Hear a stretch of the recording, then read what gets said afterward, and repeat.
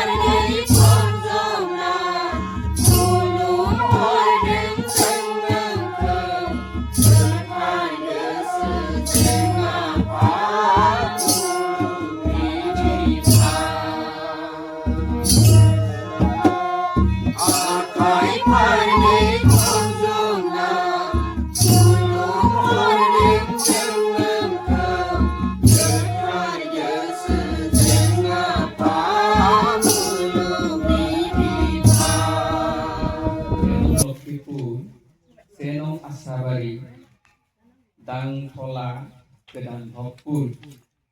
kami manggilan afadirinya tadi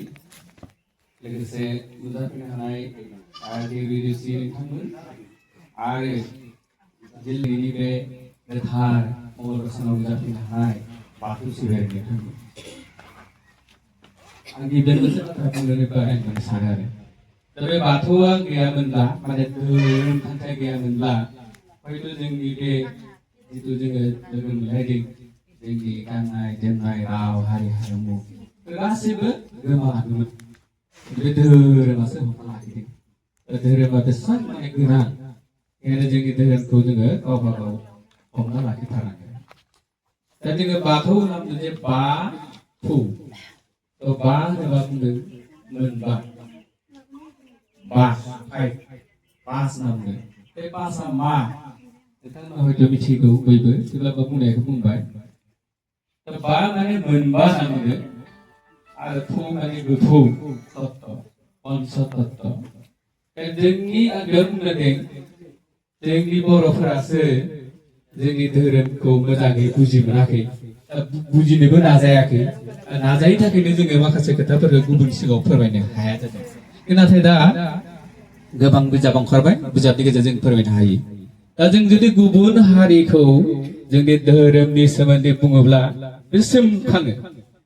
बिसोर आसरितमोन आरो बे धोरोमाथ' बिराद मोजां धोरोम बे सैथो धोरोम बे एखेबारे माने थार धोरोम होननानै बुङो आरो नोंथांमोनाय जों जाय बाथौखौ फुजिबोदों बे बाथौआ सोलाय सोल' जायाखै जेब्लाबो नंखाय नङा मिसा खौरां बा गासिबो थारखा दा बेबायदि बाथ्राखौ जों जुदि गुबुननि सिगाङाव बुजायना होयोब्ला बुजिब्ला बिराद माने बिसोरो नंगौ थार होननानै सानो आरो जों जुक्ति होनो हायो दा बयबो सोलोंथाइ मोननाय जों जुदि बिसोरनि खोथाखौ बुङोब्ला जोंनिखौ जे नंखाय होनोब्ला जों बुंनो हायो तो बुंनो हानायावनो बिसोरो नंगौ मोजां धोरोम बे धोरोमखौनो नोंथांमोना हमथाना लाखिनांगौ आरो जेब्लासिम जाथिया थांना थागोन धोरोमा थांना थागोन आरो धोरोमा थांना थाब्लासो जाथिया थांना थागोन होननानै बिथां दिनैनि मंगलबार सानाव जोंनि सिबिसालिखौ मेहेरगोनां खालामनानै साबना हामना खालामनानै आरजजों लोगोसे नोंथांमोनहाबो बेयाव सिबिनानै जोंनि धोरोमजों लोगोसे गावनि हारिमु गासैखौबो लाफानानै दिन्थिफुंनाय माबायाव बाहागो लानायनि थाखाय नोंथांमोनखौ रोजा रोजा गोसो गोरबो सिंनिफ्राय जों जिल्लानि जानानै साबायखर बावबाय आरो नोंथांमोनहा जेरैबायदि फैदों थांनायाव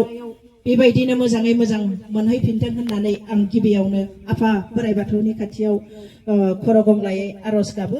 आरो बोर सारस्रि हरो जे इसोरा नोंथांमोनखौ मोजां मोजां बयखौबो जेरै फैदों एरै मोनहैफिनथों होननानै दायो दहाय आफा नुवाथारि आनान गसाइ बोराइ बाथौ दहाय जय गोथार मंगलबार साननि जय आफा बोराइ बाथौनि जय बा राजा गसाइनि जय आइ बिमा माइनावनि जय आगुसत गुरु धोरोम गुरुफोरनि जय दुलाराय बाथौ गौथुमनि जय